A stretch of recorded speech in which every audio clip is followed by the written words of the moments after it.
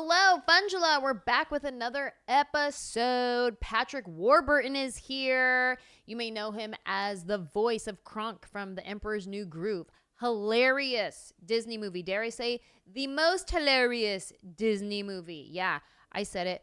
Very funny. You know his voice from there. You know his voice from Family Guy. You know his voice from all kinds of stuff. And he joins us on this episode. We get into our gratitudes, our MADtitude. He talked about his gratitude of his coaches back when he was in sports and his acting coach, his family. We talk about him growing up Catholic. That's his new stand-up tour and special called Still Catholic. He just started doing stand-up in this past year, and so we get into that. It's a really great episode. And don't forget, go to my website to see when I'm coming to a city near you on my family reunion tour. Go to Anjelah.com and leave us a message. Call us. Danielle, tell them the voicemail and where they can do all that. Yeah, so you can give us a call at 747-300-5380 to leave us a voicemail about your MADtitudes and gratitudes, or when you're looking up Anjelah tickets on her website, there is a form there you can submit, or if you want to go real old school, just funjelahpodcast@gmail.com. There you go. Send us an email. Tell us your MADtitude and your gratitude. We would love to hear from you. Leave us a review, subscribe to my YouTube channel, do all the things so that you can know when this next episode of Funjelah comes out. And for now, here it is with Patrick Warburton. Okay, yeah, so people recognizing you as Tom Selleck, that's got to be fun. Yeah. I had this thought that I'm sure this has happened to you a bajillion times, that I want to know, like, so what kind of response do you have to this situation? Okay, when you're like at the grocery store or going somewhere ordering something, right, and the register girl's just like bebo bopping and she's like, next, okay, what can I get you, not even looking up, and then as soon as you start talking, the moment of, and they recognize your voice because you have one of the most recognizable voices. I have to imagine that that's happened multiple times with you. Much less than you would imagine. Really? Yes. Because that happens to me. Yeah. And I'm just me, but your voice is your voice. Yeah. Really? Well, I think a lot of times maybe they just don't say anything. There might be a little something in their eyes. And that's But you clock it, right? You see it when they clock it if they, yes. But yeah.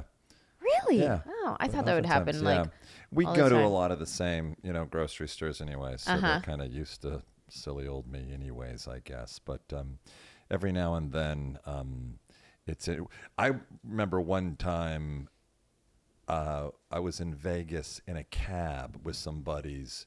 They're in the back seat, I'm in the front, and our driver was from some remote country in Africa. And we're just driving along, and I turn back to say something to my buddies, and he goes, I know who you are. You're Pootie. And he hit me. So taxi drivers from remote areas on the other side of the planet seem to recognize the voice. Very popular. Bob at the grocery store sometimes just keep it won't moving. Even make eye contact. Keep it moving. Keep it moving. Man. Okay, so you just started stand-up a year ago. Yeah. That's pretty cool. How have you been liking it? Is a challenge as something that I always wanted to do, but I've always been a little bit of a stand-up snob, and I always thought that in order to be a great stand-up, you have to eat, drink, sleep, and breathe it. In order to be any good and not to be, a mediocre one, I always, wanted to do it. I got my feet wet doing a show, and it was staged readings of Letters from a Nut written by Barry Marder, who's Jerry Seinfeld's producing partner. So he's got like 9 of these best-selling books that are compilations of these letters that he's written to where he's punked corporate America, and they're funny. Like he'd punk, Coca-Cola. I have a product, Kayet Doke. He'd write to their legal. I hope it's not a conflict with your Diet Coke. Because they don't taste the same. People say mine tastes like Pepsi. Anyway, I'd like to sell it. Polk Legal would write them back. Absolutely, this is a conflict. You go, I'm so sorry for wasting your time. I've got my 11 cans of soda and my $600. They're back in my room right now. I'm so sorry to waste your time. But please try my Dr. Pepper, which in no way tastes like Dr. Pepper. I've already cleared it with the Dr. Pepper folks. But so he'll punk them until they're like, all right, we're done with this guy. And he's, That's but funny. the really funny letters, he wanted me to do staged readings. Did staged readings, but I go, look, if we're going to do them in a comedy club, you got to get comedy club laughs. The corporate responses aren't that funny. So I brought my buddy Mike Wilson, who is one of the best impressionists in the world. A lot of people don't know who Mike is because he's been on cruise ships for 30 years. Okay. But he does 1,000 voices, and he God. is really good. So, we made the show, great. And I opened the show with like 10 minutes of talking, which became 10 minutes of stand-up, which became 15. I left it at that, but you got to open, walk on stage, and make the introduction. Did you know that's what you were doing? Like in that moment, you're like, this is I my did set. realize, This like, is- yes, I want to craft this and make this funny or funny Okay, to the point where it was a lot of fun, and there were folks that were telling me this was their favorite part of the show. Oh, And I'm okay. like, I want to do this. And Barry was getting a little whiny about it. He was complaining. And I just go, you know what? I'm done doing that show. I'm just going to do stand-up. Now, I got my feet wet that way. So it was easier than me just like popping on stage Sure. at the Improv and doing Yeah. 15 minutes and just, at the age of 60, just sort of, blowing everything up. Why are you doing this? Are you 60? Yeah. That's And amazing. a grandfather now. Congratulations. Yes, How he's old's your grandbaby? 7 months. His name is Miles Patrick. Oh, Aw. look. He is a little beauty. Oh my God. Did And they my son- surprise you with the Patrick name? Like you see those TikTok videos where they're like, this is my dad's reaction to finding out we named our baby after him. No, they didn't do that. So Miles is my daughter-in-law's father who had passed away years ago. That's his name, and then they took mine in the middle there. So I was honored at That's that. precious. Yeah. Beautiful. He's a little beauty. Yeah. My son Talon is truly the best daddy I've ever seen, and that's no bias. Wow. Yeah, That's he is cool. so good. I became a better father when they got a little bit older and more, where you could actually communicate with them. Uh-huh. But I was sort of overwhelmed. There were, 4 of them that came along rather rapidly. And it was good. But I mean, he engages all day long with this guy. Talon is his best friend. Yeah. That's pretty cool, man. Yeah. Where's your daughter in the lineup? She's second. Yeah. Oh, okay. Yeah. So she's 31. She's married to a sheriff. Oh. Ventura County Sheriff. Yeah. That's fun. Yes. Got some stories. Yes. And then my son Shane is 27 and he's a pilot. Wow. Yeah. And Your kids need to get it together. Okay. Yes, right. And then Gabriel's 24 and he's an actor. So Talon and Gabriel are working an awful lot. They're doing a lot of VO. Both of them should be spend more time in front of the camera just because they both have such presence and it's not just dad saying that. I mean, Gabriel sings like Frank Sinatra. Wow. He has a beautiful singing voice, and he kind of looks a little bit like a cross between James Dean and, I don't know, a young Leo.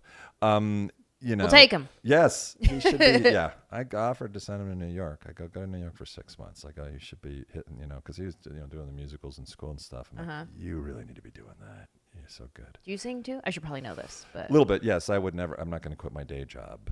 But a little bit, yeah. I used to like have Frank Sinatra type singing. No, I used to have a Pearl Jam cover band, we were the Bearded Pearl Clams. It was our bass guitar player came with that. Sorry about that, Anjelah. What's the bass guitar player going to cut? And jazz musicians in the band, they have horrible. So that was us. Yeah, I'm not really doing that now, but Because you're stand-up. every now and then. Yeah, I've sort of focused on that this last year. So, okay, you have your tour, your Still Catholic tour, Yeah. which I love that name. Yeah. Hilarious. Tell me about that name, first of all.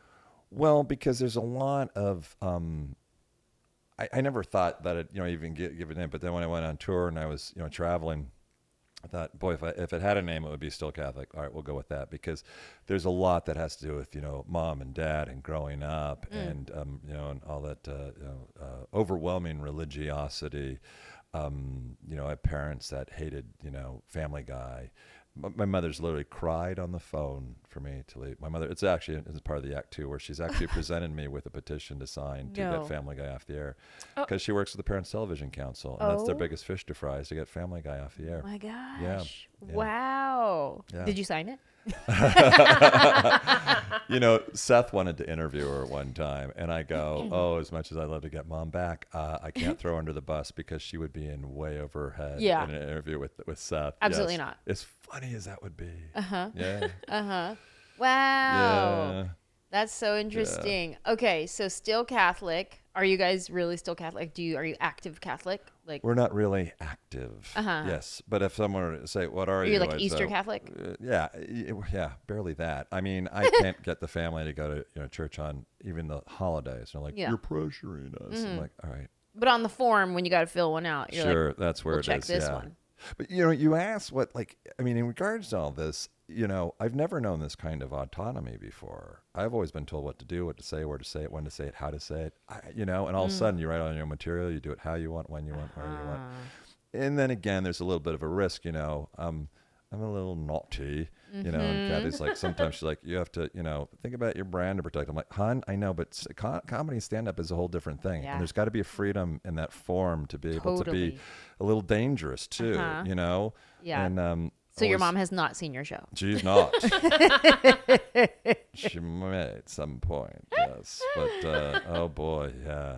Oh my goodness. I mean, yeah, this is it's your act, it's your life, it's your material. You get to portray what you want of your life and how you want it. And, I'm an exaggerated version of myself on stage, with my stories that I tell about my life. And I know when to dig deeper into this version of myself. When I'm telling a story where I want to seem more uneducated than I actually am, I will lean into that side of me because I have an uneducated side of me, but I also have an educated side of me. Right. But when I'm telling this particular story, I'm going to lean in real hard to I don't even know that book. I never even heard of that book. I'm going to lean into it to sell the point of this story. We play roles on stage. That's just, you have to do. 1,000 years ago, the court jesters had an immunity that nobody else had, because if they didn't have that freedom to be dangerous and say something that would potentially get their head cut off, they wouldn't say things. They wouldn't be able to have the freedom to, to be funny. And so you play roles on stage, I remember, I had done a show, this is, I don't know, 6 months ago, 7 months ago. And it was in a joint that wasn't even really, a comedy club. I don't know how I ended up getting booked there. I ended up doing shows at Helium in Atlanta, but then I went off to do something in Athens, and which is really cool because Mike Mills is a buddy of mine. He comes and plays in my St. Jude event every year. And I've known Mills from REM for years, So he came to the show. It was in a school kind of auditorium where front row is 50 feet back there, and it's just dark. I mean, it's not that kind of environment. It wasn't really a great show. And somebody online goes, yeah, I was there. I didn't, think it was funny. There was an anti-trans joke and a racist joke. And there is not. But when you're on stage, sometimes you deal with things that might have to do with trans or have to do with race. I mean, I do this, stupid joke where, I talk about, where I'd been nominated for an Annie, years ago for The Emperor's New Groove, and everybody's like, "Hey, we love Kronk." And then I go, unfortunately for me, I was nominated against the great Eddie Murphy for Mulan, who I go obviously won, black, and then move on. And they were not happy. I'm playing a role. The guy who's like, well, I would have gotten the job if I was ethnic. Do you know what I'm saying? Everybody laughs at it. My black brothers and sisters laugh harder than anybody at it. You know what I'm saying? You're playing a role. You could take these things out of context and go, 100. He thought he didn't get that role. It's like people have to have that sensibility. My wife is very, very literal you know, very smart, but very literal. So it's really funny whenever I pitch something to her, she's like, that's just stupid, or I don't get, or she goes, I don't get it, that's just stupid. And then I'll write a check next time I go, this is going to work. And it almost always does. You know, okay, the wife is not the audience. You know, if she laughs at something, I'm always wary. I'm like, this might not be that good. Let me rework this. Yes. Wait, why are you laughing? Because there has to be that element of absurdity, Yeah. you know, in things and stuff. But yeah, I love how people react. Back, you know, shortly after the George Floyd tragedy, we had something called Blackout Tuesday on Instagram. Do you remember that? We would just post a black page. So I do that, and somebody on my Instagram goes, way to go, Patty, you just ended racism. Oh yeah, I remember seeing a lot of those comments. Yeah. I've left it there. I didn't do anything. You know, and I go, there's a part of me that wanted to weigh in and go, just to show solidarity. That's all it is. Yeah, sorry. Yeah, I'm sorry that I didn't meet your approval. And then I'm like, there are other things I hope are more of an effort, like, you know, going to the Congo on hearing aid missions with my friend Dikembe Mutombo, who passed away, but a wonderful man, or starting an event for St. Jude Children's Research Hospital 15 years ago, which is based upon the foundation of helping every child of every race and color and eradicating catastrophic disease, you know, and by year 3, it was the #1 event in the nation for St. Jude. Yeah, we have satellite events. That's and then I go, but that would just be me bragging on the internet. And I'm not going to do that. But, you know, people are so quick to judge on everything, you know. Yeah, totally. Yeah. Do you, as you're a year into writing material and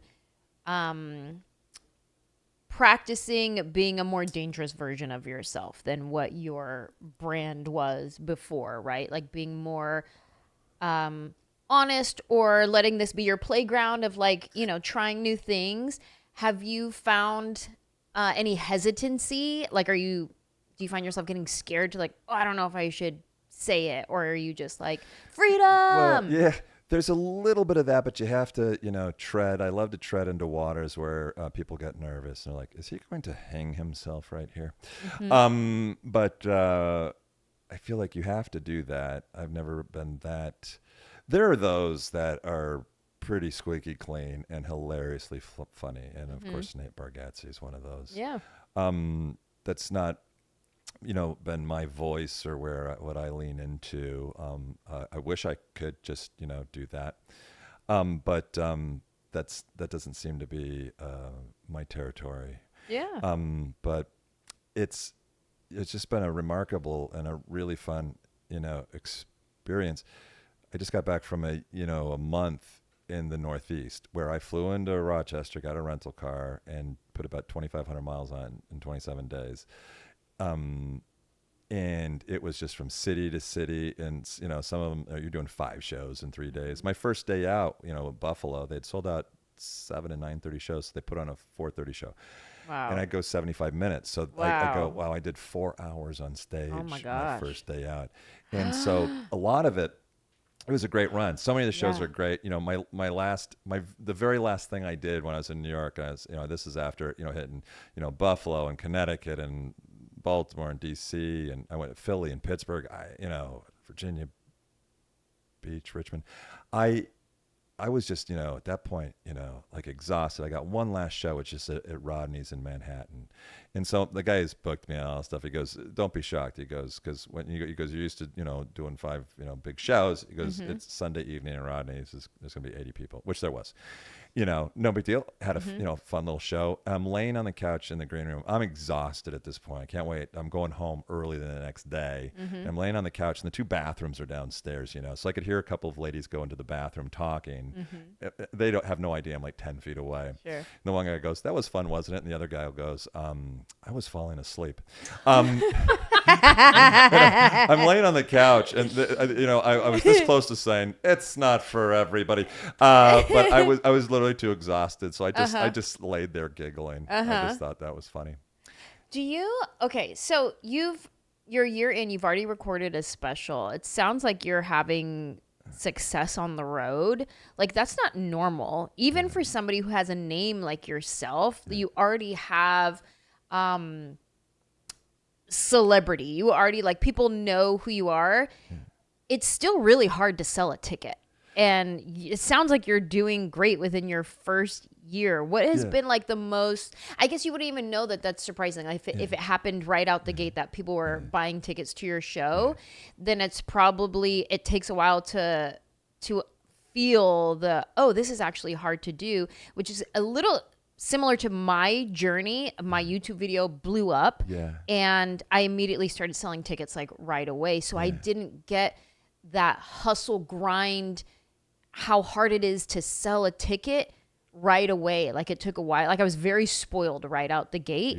And so it took a while for me to be like, wait a minute, this is hard to do, when I would find out my markets that had no idea who I was. Like I would be so spoiled out here in Texas, selling out shows over here in California. And then I'd head over to like Pittsburgh, and it was like 19 tickets sold. And I was like, wait, what? Hold on. And realize like all the press that I had to do to try to sell tickets. And I'm like, oh my gosh, wait a minute. This is hard. Like I didn't know that right away. So you're a year in, and it sounds like you're having success. You have your tour, you have your special already. Like, has that been surprising for you to see like how many people are actually really wanting to come out and see you? Yeah, it's been great, you know, and the shows have been going good. I've had other comics go, well, sure, you know, you got a name, so you can, you know what that is, you know, it buys you maybe the first 4 or 5 seconds on stage. Exactly, that's right. And people come out and they're going to see a stand-up show. That's what they want to see, you know. Although a lot of my stuff is anecdotal, it's not filled with, you know, industry anecdotes, because that is not as relatable. There are just a handful of them that I find are, and I could lean into them and build stand-up throughout them, but they can't just be stories.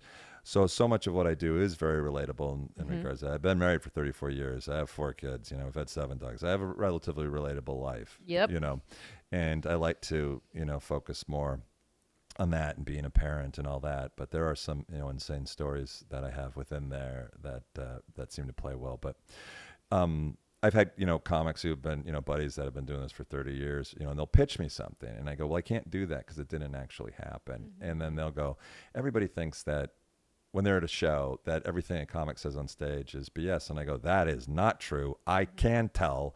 I can tell when something just seems to be a very, there's the comedic construct, and they're going to present it as if it actually happened. And I can tell that it's made up or if it's not. And that's why I love the anecdotal comics like, you know, Chappelle or Patton's great, you know. And then again, I love just the damn funny ones like, you know, Louis C.K., who makes everything up, but it's just so damn funny, you know, or Bill or whatnot. Bill Burr does a lot of, you know, he does anecdotal stuff too. You know, he's got a great, you know, the way he mixes it all up. But I do try to keep it authentic.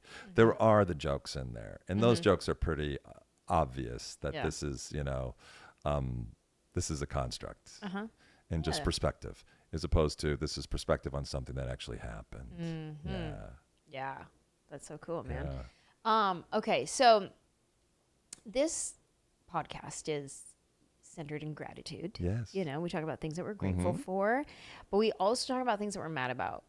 What is our MADtitude? And that's like, what's getting on your nerves lately? It could be something silly. It could be something that has been your pet peeve for your whole life. But what makes you mad? Like, what's something that just gets into I don't you? know how mad it makes me, but it is frustrating when somebody can just take one thing and blow it out of proportion or this or that, like we just talked about earlier in regards to their perspective on something that you did or said. You know what I'm saying? Yeah. And it's just very, it's so very, very, very narrow-minded.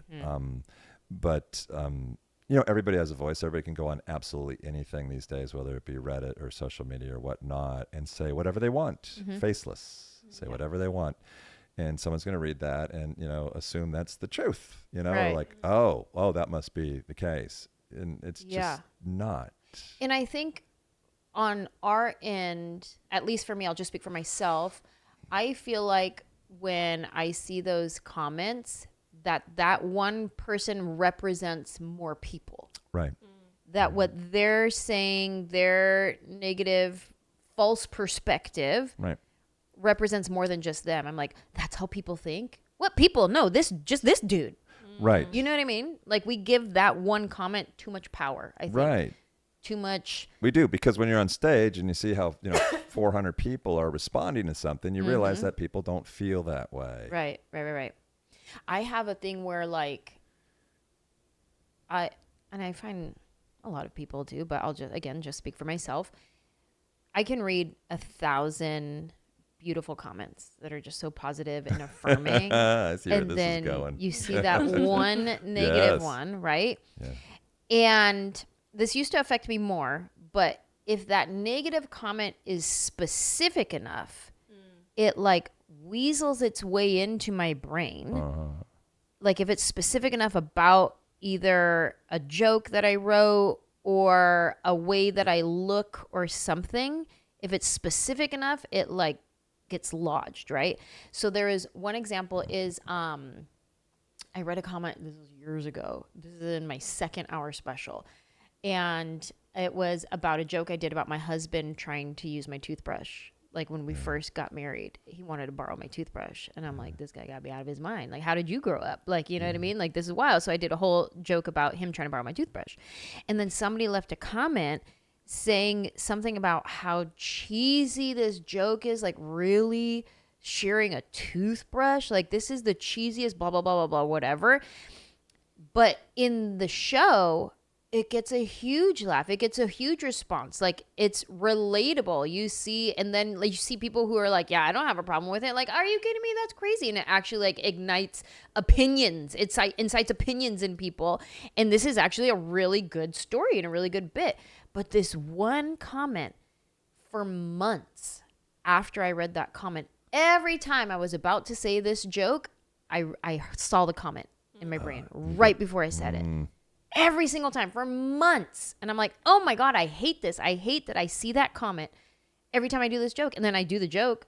Hilarious. People love it. It's a whole moment that I'm having with the audience. But this one person had something specific to say and it lodged in my brain for a long time. Sure. Well, look, and you know, I mean, in regards to everything, almost, you know, everything that we can all, you know, relate to in regards to society and whatnot, it's all been spoken about or talked about in one way or another. It's about unique perspective on things. Yes, perhaps, you know, there are those who have, you know, discussed the sharing the toothbrush thing, but there's different ways to discuss that. Your experience is different than anybody else's. Right. And if there's a funnier perspective you can put on it, then, you know, you do. But it's not like, you know, things aren't quite always, you know, as original as that. There's always, in one way or another, every construct and an issue has literally been talked about in one way or another, especially on the, you know, the stage and comedy clubs. But it's all about, you know, making these things personal and original and different and relatable that way. From your point of view, from your perspective. Yeah. I think it's supposed to be topics that everybody has already talked about because that's what makes us human, the things that connect us on a human level, which is relationship, number one. Yeah. Everyone has a relationship, whether it's your wife, your husband, your mother, your father, your siblings, your coworker, your boss, your friend. It's a working relationship. It's a friendship relationship. It's a marriage relationship. Everyone has relationship. So the topic itself is something that everybody taps into, but you tapped into it with your own perspective, with your own trauma, with your own background, with your own, the way you grew up, with your own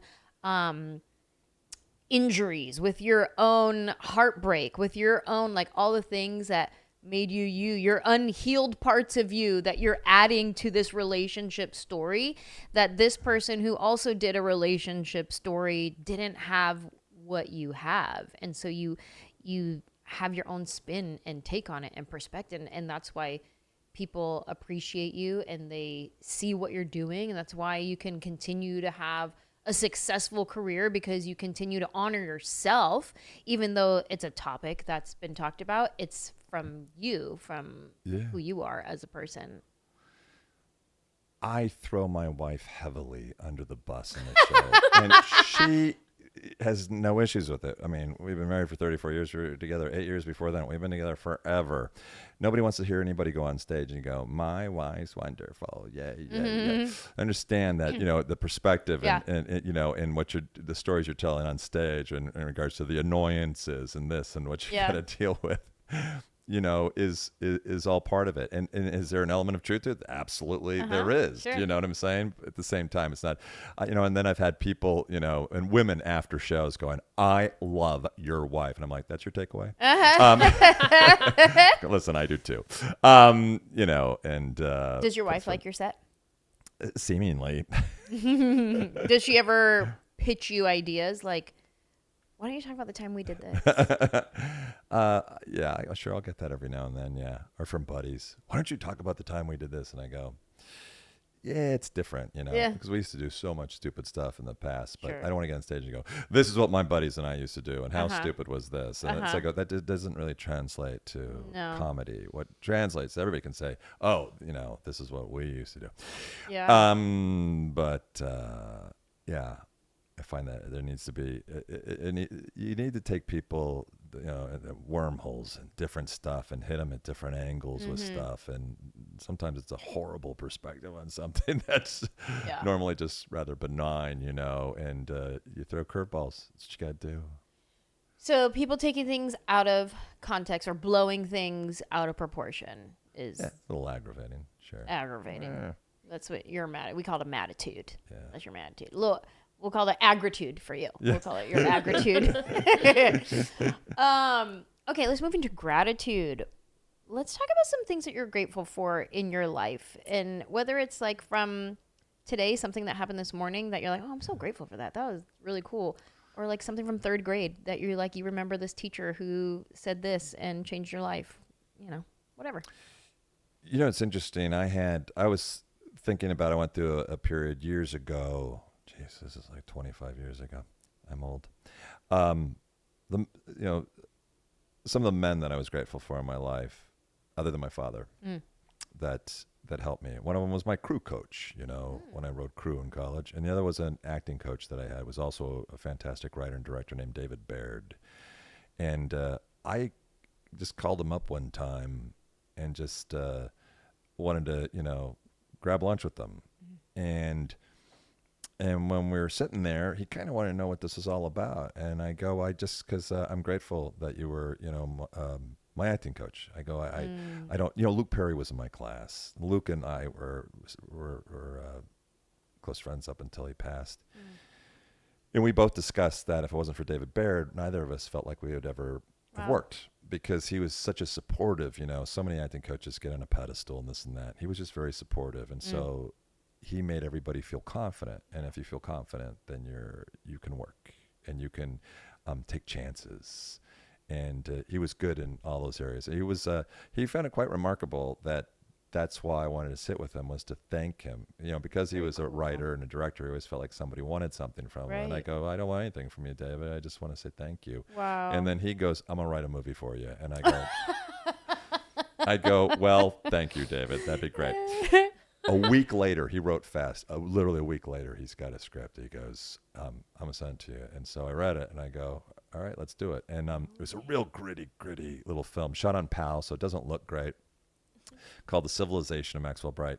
And we did it, and it was a really cool project. I mean, I won Best Actor in New York and Tribeca at the Boulder Film Festival and the Beverly Hills Film Festival. Wow. Very few people ever saw this film because it's really gritty. Also, the whole first 20 minutes, he's such a misogynist, and he's so ugly that there were those that were just, I can't endure this for 2 hours. Yeah. But there's a tremendous sort of journey that this man goes through, and he's led through by this remarkable spiritual woman, and then finds some grace towards the end. But it was weird. So that just came from just being grateful, wanting to thank this guy. Yeah. And then we do it. Did you find it interesting when you were like, thank you so much for who you are? And he's like, I'm going to write a movie. And then you start reading the movie and you read all the misogyny on it. You go, wait, what did you get out of our lunch? Hold on. Well, I knew what he wanted to do, because he told me, he goes, you do a lot of comedy and this and that and everything. And he goes, but I know, what your chops are. I know what your potential is. And I'd love to throw you into the realm of having to do something dangerous like that. So yeah, I'll always be grateful to him for that. And then you won those awards. Yeah, it was cool, which mean nothing, but it's nice that people appreciate But something. Yeah. I think you're right. It's like in the end of the day, you don't have to win an award for validation and knowing something that you did was good and outstanding.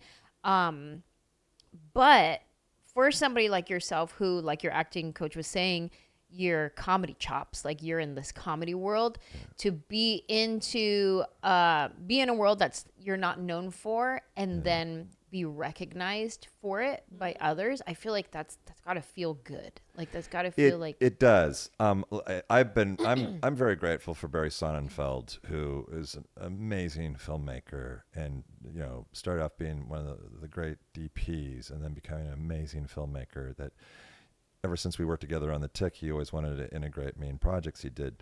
When we did a series of Unfortunate Events, I wouldn't have been on Netflix's top 200 list. They just don't look at me, in that realm. But fortunately, Daniel Handler, who wrote the books, and Barry Sonnenfeld both agreed that I should play Lemony Snicket.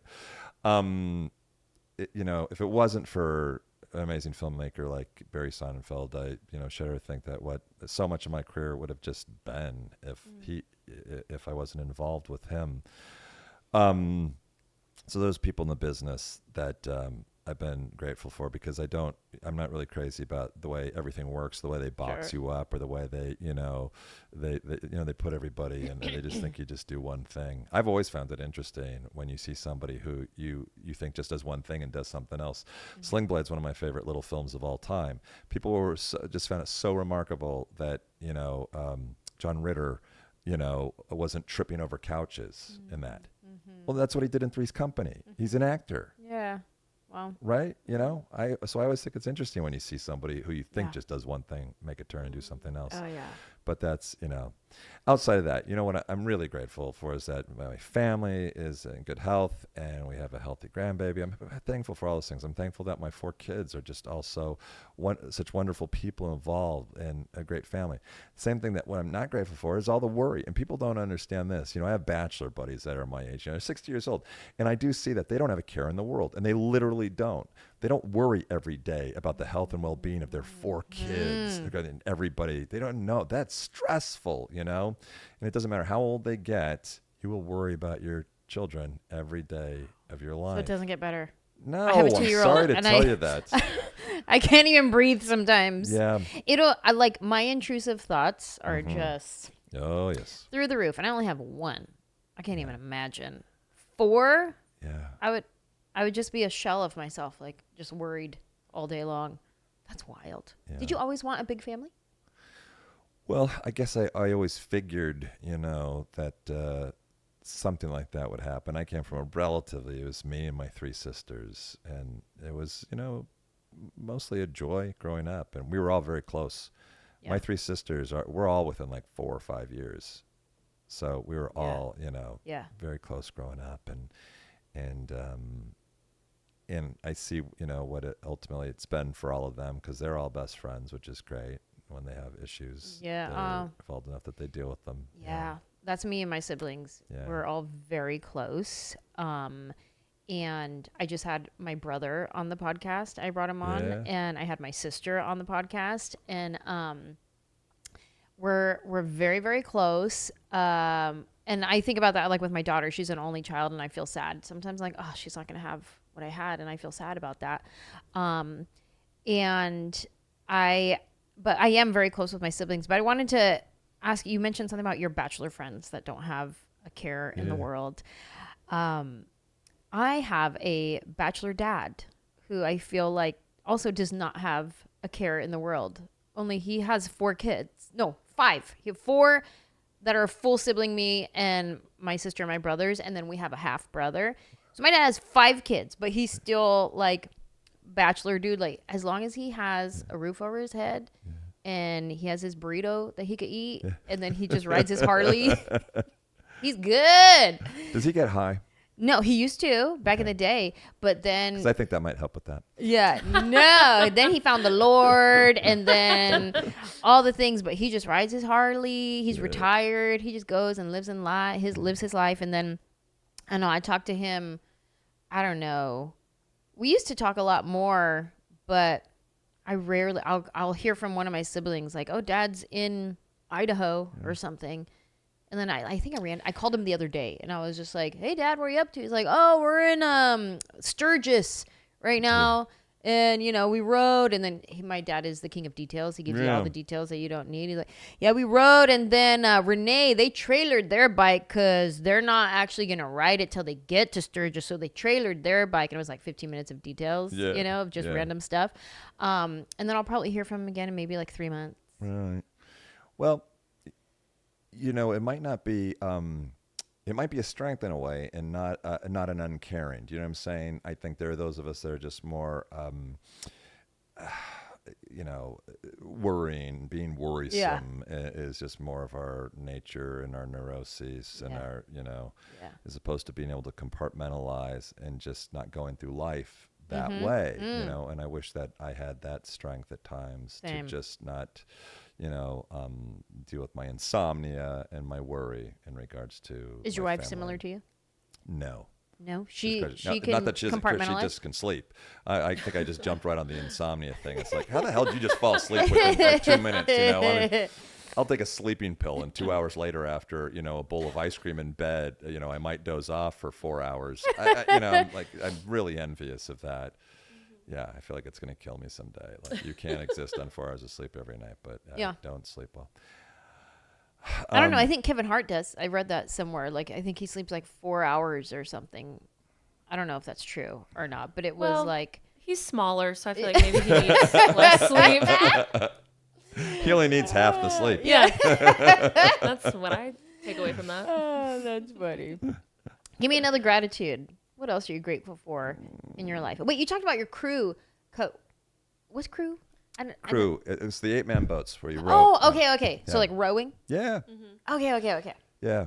What's interesting about that is I did it for 1 year. But it was the most remarkable year in many different ways in regards to team bonding, you know, brotherhood. So like me and the guys that, you know, we rode in the boat and a lot of the other guys from the team are still in a group chat. No way. Sometimes we see each other at, you know, the alumni regattas and we play golf together. And a lot of them have actually come to my shows, which has been really, really cool for me. That's cool, man.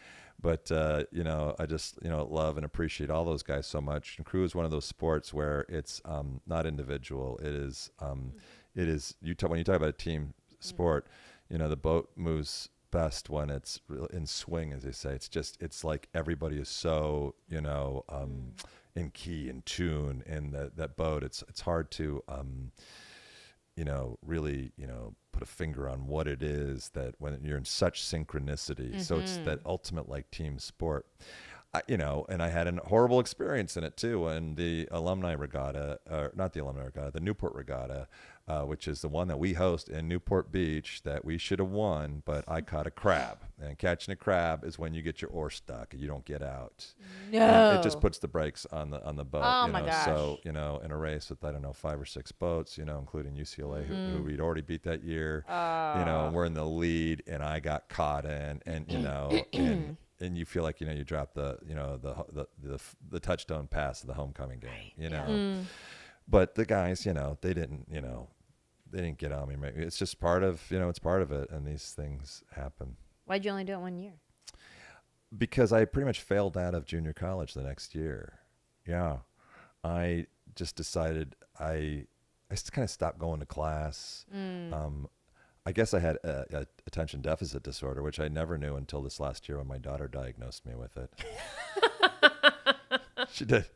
She just calls me up and she goes, "Dad, I have ADHD. I got it from you." That was it. Yeah. And so, yeah, I'm like, oh my God, that makes sense.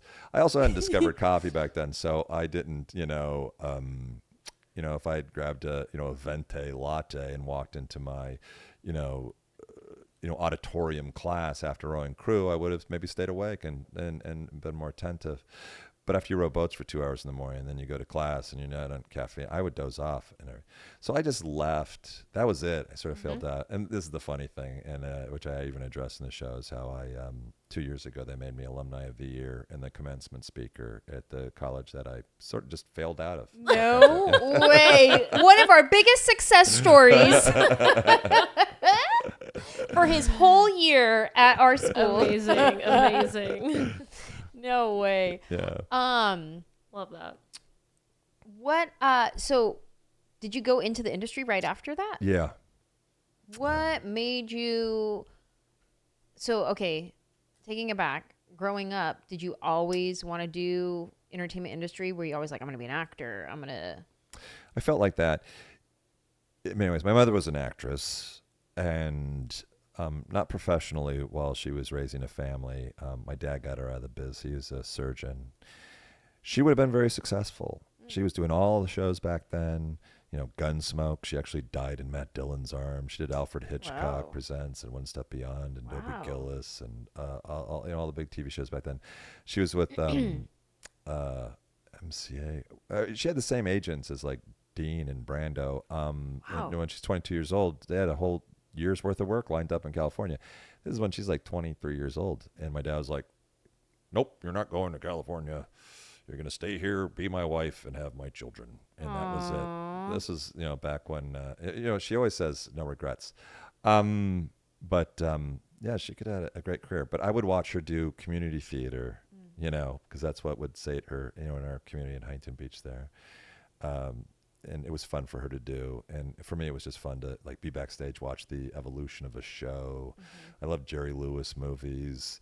And also, I was in those early years, really struggled, for attention. Not really in my home. I felt like we were really cared for, but I was a small kid freshman year in high school. I weighed 95 pounds. Whoa. Coke bottle glasses because I am Cutie. blind. Oh, blind. Oh, such a geek. Oh my God.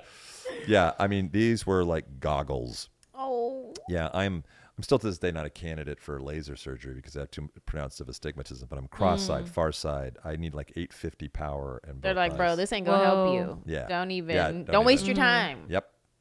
We can't do that for you. Whoa. Yeah.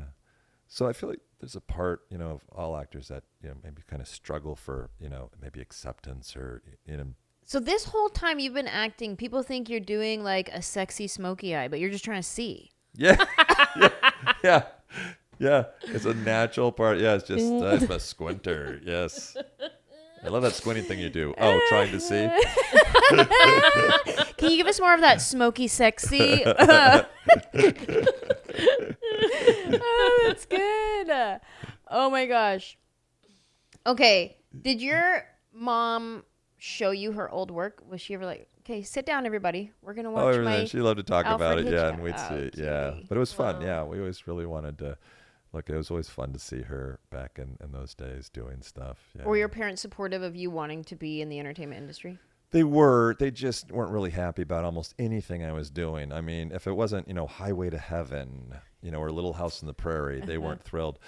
One of the first jobs I ever got, or no, it was first. It was in the early days. So the first episode I ever got, actually, because I've been doing a number of sitcoms up to that point. But when my first episode of Seinfeld, I got a letter from a politician in Orange County. I don't know who it was, and he goes, "You don't know who I am, but I know your parents, and I can only imagine how disappointed they are in your choices." Yes. And he was right, because the only other piece of what I would refer to as hate mail I got was a 6-page letter from my father. Disappointed he was. Oh my gosh. Yeah. How did that affect you? Like, I'm talking about a random stranger leaving me a comment that I'm like, man, I thought about it for 3 months. Like, right. Well, because I always knew what their purpose. My father was in the monastery for 3 months before we went into medicine, and as I like to say, my mother is worse. So that very first episode of Seinfeld I did was I just played Jerry's mechanic, and I steal his move, and I'm using it on Elaine. Yeah. Yeah. So they're just, it was just a little too sexy. It didn't deal with the the human sex act with any sanctity, which is please. Gotcha. That's how. Yeah.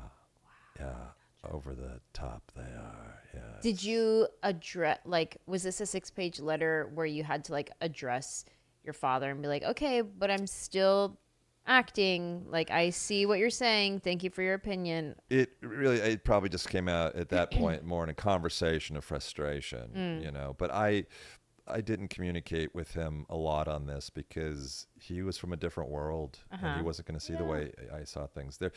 He left a message on my phone one time, and this was it. Patrick, because he would get his information from my mom with the Okay. Parents Television Council, so they would know what was going to be in a future episode of Family Guy before it was even on the air. Okay. Patrick, in a future episode of Family Guy, God is sitting in a lazy boy chair next to a bottle of lotion, getting ready to masturbate. I wish you would get off that show. Click. And then hang up. And, the conversation I couldn't have with my father is, well, Dad, God is not a guy like you with a beard sitting in a lazy boy chair next to a bottle of lotion. It's called satire. It's satire. They don't understand that. It's all blasphemy to them, and it's impossible for me to explain that to them if they don't get satire, Right. And so I understood what I was up against, and I understood that it will never change, and that you just have to follow your path and do what you do. But they would rather see me, shooting up a place with a gun in a movie than anything sexual. Yeah. Is it? Just not really. So interesting. Yes. Yeah. People draw their own lines Yeah. and then Expect you to follow them. expect everyone Yes. to follow them. Sorry it didn't work out, Mom and Dad. Oh, they sent me to those Catholic schools. Oh man. Okay. What so you started in the industry, you started getting yours. Okay. How many episodes of Seinfeld did you do? Only 9 regular season, 10 including the final. When you first were cast in that role, was it just one and people loved you and they kept bringing you back? Like, how did that work? Yeah. Well, I know that, Jerry and Larry David loved the characters, so they brought him back. What was frustrating is I could have done the whole last, could have done season 6 through season 9, but I'd already signed on to another show, and it was a different network. So during season 7 and 8, when they were calling about availability, I couldn't do it because I was on a Friday night sitcom that nobody watched. Oh no. Yeah. That's my dream world. Sitcom life. Oh. Yeah. Oh my God, you'd be awesome. So, well, there's just not dream really world. as many anymore, I is there, because of know. streaming and all that. Yeah. I know, but that's my dream Yeah. world. Oh my God. You got to live that sitcom life of just table read to rehearsal to pre-shoot to live tape and done for the weekend. I don't know. I see you as young, funny sitcom mom. I do. Yes. Thank you. Can you tell everyone you know, please? Hear it now from that David Putty fellow. Anjelah. That's the show, Anjelah. And I love the spelling. Thank you so much. That's all it is right there. Anjelah. That's all it is. Anjelah's World. Yeah, I'll take it. Any one of them, I'll take. Is a bongo in it, or what's his name? Bonzo. Bonzo. That's it. Bonzo, like garbanzo bean. Oh my gosh, yes, he's the mascot. Okay, in your career, you've had, so many cool things, which, fun fact, on a recent episode, we were talking about Emperor's New Groove without actually talking about Emperor's New Groove because I couldn't remember the name of it. But we were talking about our favorite Disney movies, and Danielle over here said Hercules, which I find weird. And so we were talking about Little Mermaid and, Aladdin. And I was like, but there's this one movie that was so funny, and it was like a donkey or like a horse, and I kept trying to describe it, and it could not come to my brain. And then if you go to the YouTube, the comments are like, Emperor's New Groove. You're talking about Emperor's New Groove. It's a llama. It was It's a so llama, funny. yeah. Yeah, they're like, it's a llama. But so you've had like such great. This is before I get to this question because I'm gonna lose this thought again. Was voice acting something that you knew you wanted to do, like acting, or was this like a surprise to you, like actually your voice, and then you just started getting? That was a surprise to me because I was always, it was all about live action, and I had never really considered it. But my wife encouraged it, and then we had neighbors when we lived in Woodland Hills, and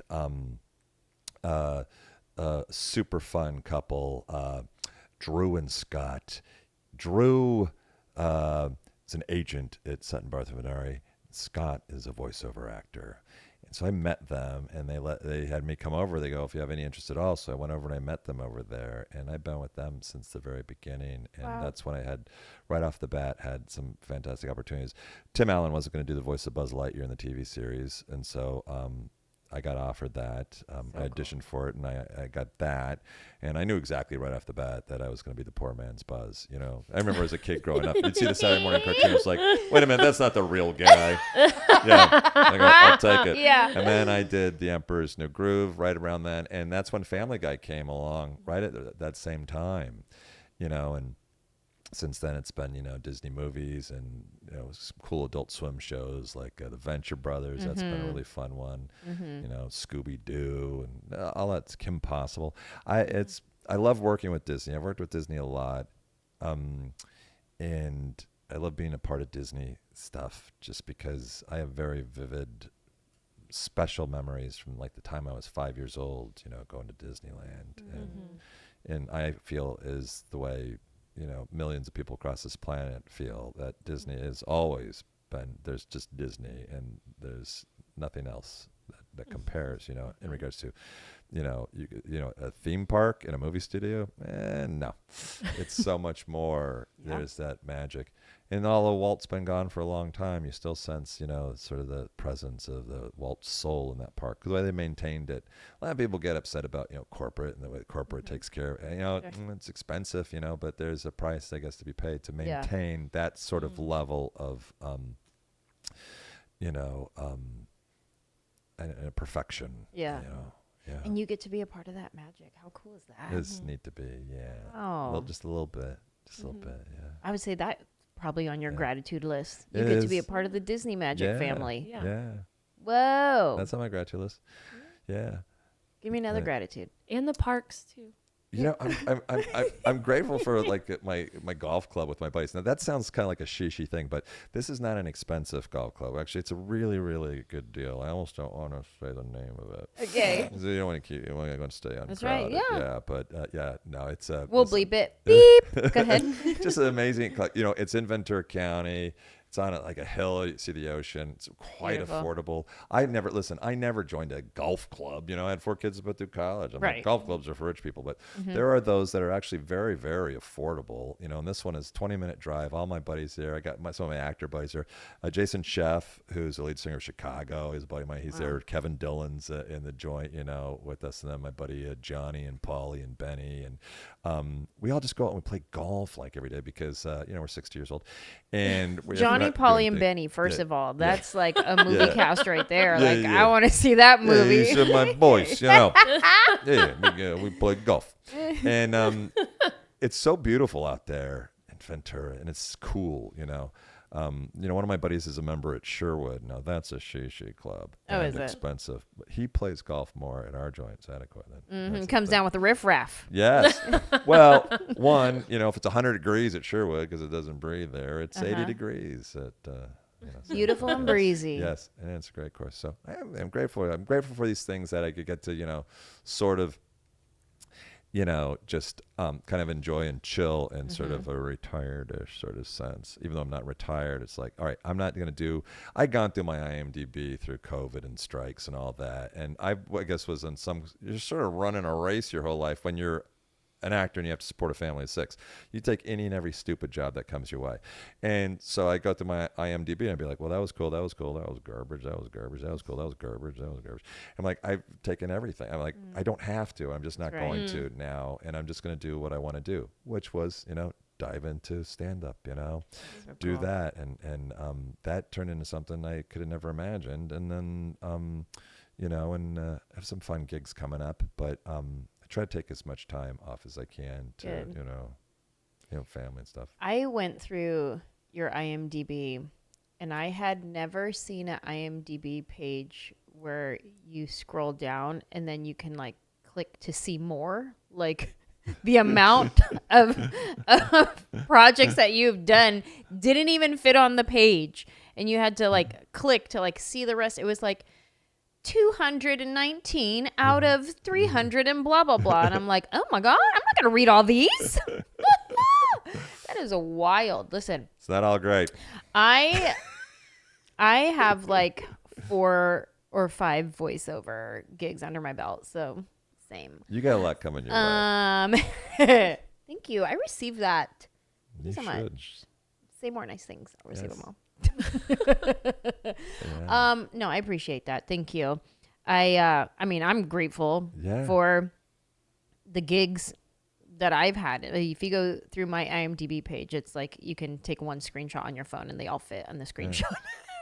But but you're stand-up, wonderful yeah. and you're funny and people love you and you're Thank doing you. great. And, you know, and also you're focused on really like the important things too, you know, in life. Oh, right? yeah. You know, I've always been Yeah. a family girl, and I mean, acting has been my dream, and then stand up is what took off Yeah. for me. And so I'm on like year 19 now with stand up.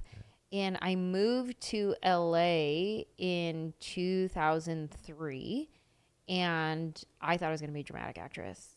I didn't realize I was funny. Yeah. I mean, my whole family's funny, but I didn't know that I was like funny outside of my family. So I had no idea comedy was a part of my future. I really thought I was going to be a dramatic actress. And then stand up took off for me. But I still was always looking over my shoulder at Hollywood, being like, are you ready for me yet? Are you ready for me to have my show yet? And they're like, no, girl, not yet. And then so I just stay on the road. And then here I am 19 years in and enjoying this stand-up ride. And I don't really look over my shoulder that often anymore to be like, are you ready for me yet? I'm like, just call me when you're ready. I'll be on the road. So that's kind of where I'm at. The best thing about stand-up is that it is you in this industry with everybody running this industry, taking control and doing your own thing, not waiting for the phone to ring, not, you know, and that's why I encourage, you know, everybody, including, you know, my two boys in the biz, you know, I go, do stand-up. I go, you take control. You're not waiting for the phone to ring. You get busy and you do your thing. You Are they create trying the stand-up? material. They're really funny, and I think that they're, you know, they might be testing those waters soon. Yes. Yeah. Yes. My one son Talon really should.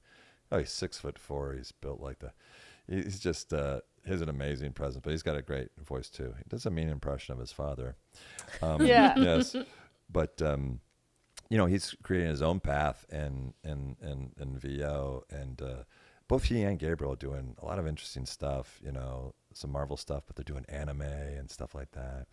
And they're both really, really smart and creative. And it's really fun for me to see them blazing their own paths, you know. Very cool. Yeah. That's awesome. Do you have any other gratitudes that you would like to throw in the pot before we wrap it up? My biggest ones are, you know, family and friends. And Who's your best friend? Oh, I can't narrow that down. Listen, my wife, Kathy. She is my best friend. Trick question. Yes. Right answer? Yep. Uh-huh. In regards to my buddies, you know, they all kind of fill different niches, but they're all Sure. special in many ways because I have so many buddies that I've known forever. Love you know? that. That's great. And they're, you know, they're all, you know, they're different, you know. Yeah. Very cool. Yeah. Yeah, I'm grateful for that. Yeah, true friendships, you know, ones where you know that they do anything for you, you know. Hide a body, and I have an example. You know, but, I can draw you a map. Yeah. But I am thankful for that. Yeah, and I'm thankful that too. You know, there are great parents out there, but you know, I mean, I had, you know, I had buddies growing up who were just dirtbags. I mean, the trouble we got into and the lack of respect in certain areas. I was very, very, very rebellious, you know. I mean, you know what I was dealing with there. My father was an emergency room doctor who forbade me to ever touch a motorcycle. While I lived at their house and was still a juvenile, not yet 18 years old, bought a motorcycle, kept it parked on the street around the block. Neighbors knew I had it. My parents didn't. They didn't have the heart to tell them. I did drugs. I did stuff, you know, I drove cars when I shouldn't have been. I was, you know, a rebellious mess because too, and a lot of that came up with, my father's a wonderful man. He, you know, he did Doctors Without Borders stuff, you know, he's a good man. That being said, also when I was a real little kid, you know, got beat with a belt. Now a belt is a whip because it's leather and it's a whip and it leaves a mark. You don't do that to a child. It builds resentment. So when I got bigger and it was like, you know, F you, I became rebellious. We've always had with all of our kids really, really solid communication, and we never beat our children. And for that reason, I feel grateful. They never held resentments. I'm really glad that I didn't do it to Talon. He's 6'4" and was actually a bodybuilder. But he gives me the best hugs in the world. And I would give my dad the best hugs in the world. But there was a issue with that. And, you know, in the way we were brought up. You can say, well, it's old school. This is how we were brought up. But I don't care if every father down the street is beating their kids with the belt. I'm still not going to feel inclined to ever do so. Yeah.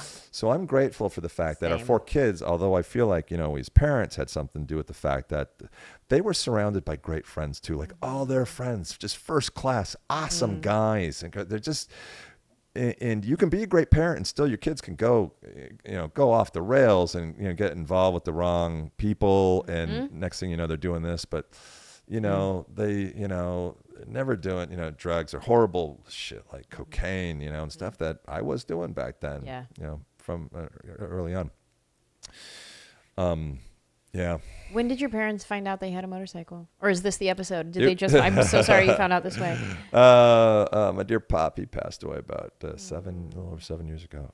Sorry. But he found out, before then, we actually had a laugh about it. There were certain issues where it just, you know, at a certain point when they find out, it's like, what, you know, it's too late to get mad. Sure. It's like that happened. Okay, it happened.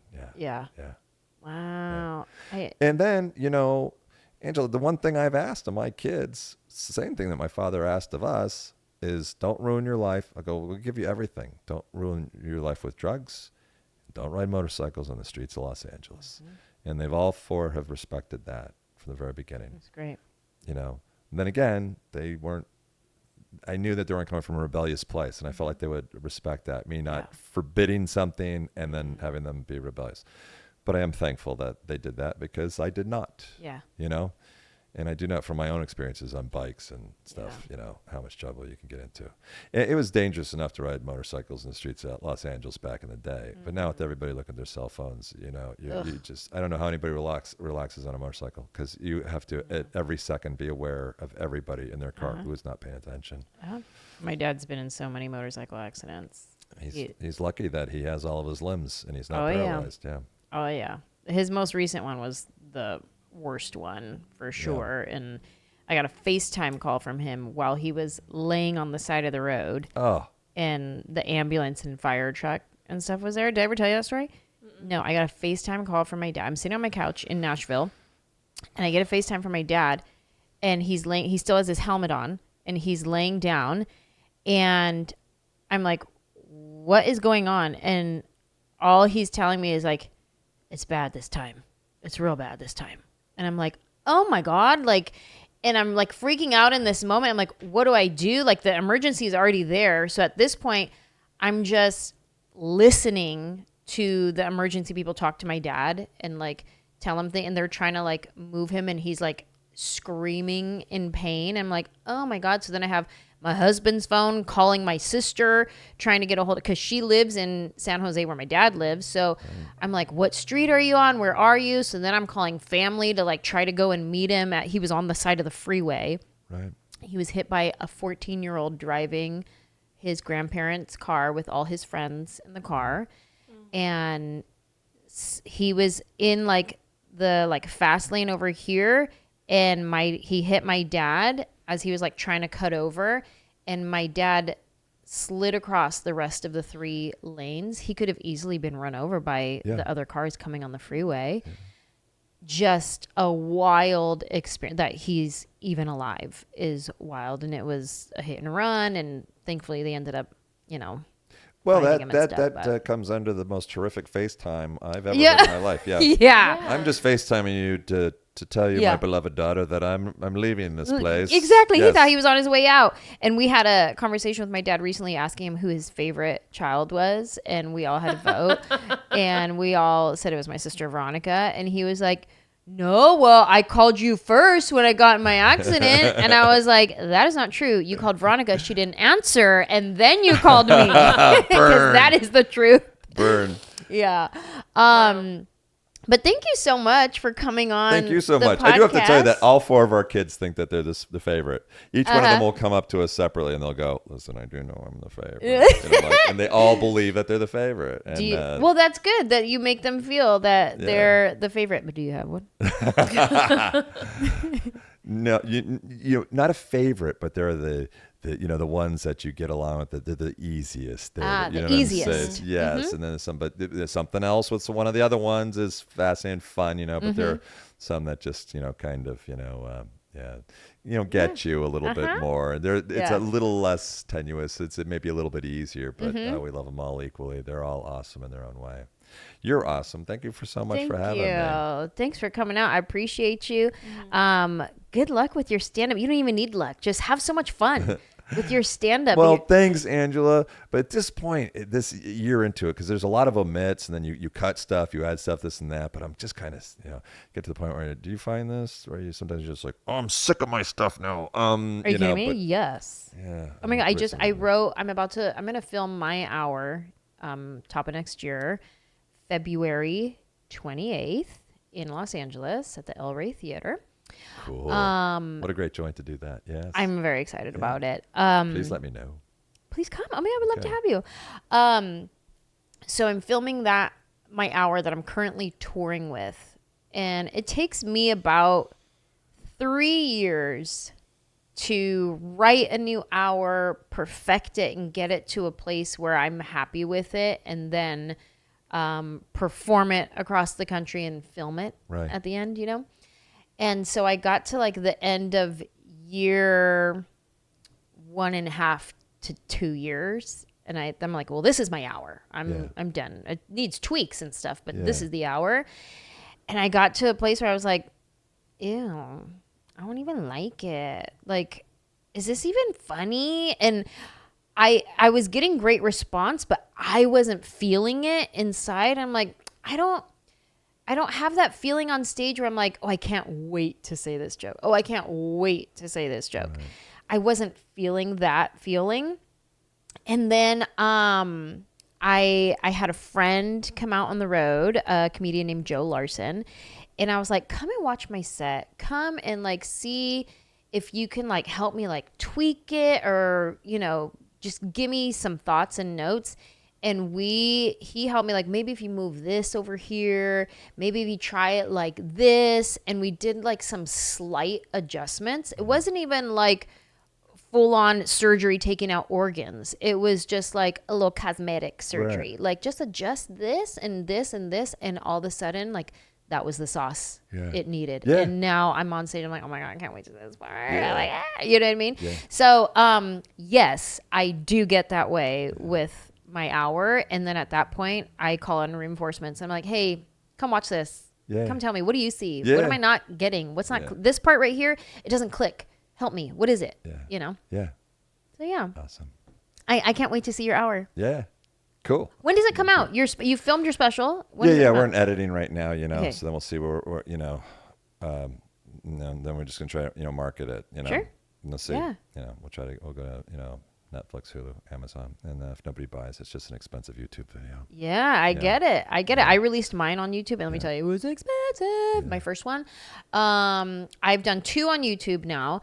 I've had a Netflix special. Comedy Central was my first one. Yeah. And the last 2 were YouTube, and one of them I did in a very reasonable budget where I'm like, this makes sense. Ours was too, I just decided, I go, look, I'm the one who wrote this. I'm the one who's done all the work here. I'm going to produce this. I want to do this the way I want to do it. And so we did it at the El Portal Theater there in North Hollywood. And we shot 2 shows in a night, and because I wanted to have some creative control over it. But yeah. It's been an exhausting year, but the light at the end of the tunnel for me, and like you said, is wow, next year I don't have to just pop up 15 minutes here and there. Work when you decide you got another hour and you want to go out, you go out. But other than that, I don't have any commitments there. All right, well I can't wait to see yours. Thank you. I can't. Yeah, so let me know. Thank you. We'll watch each other's and report back. All right. Thank you so much. Thank you so much.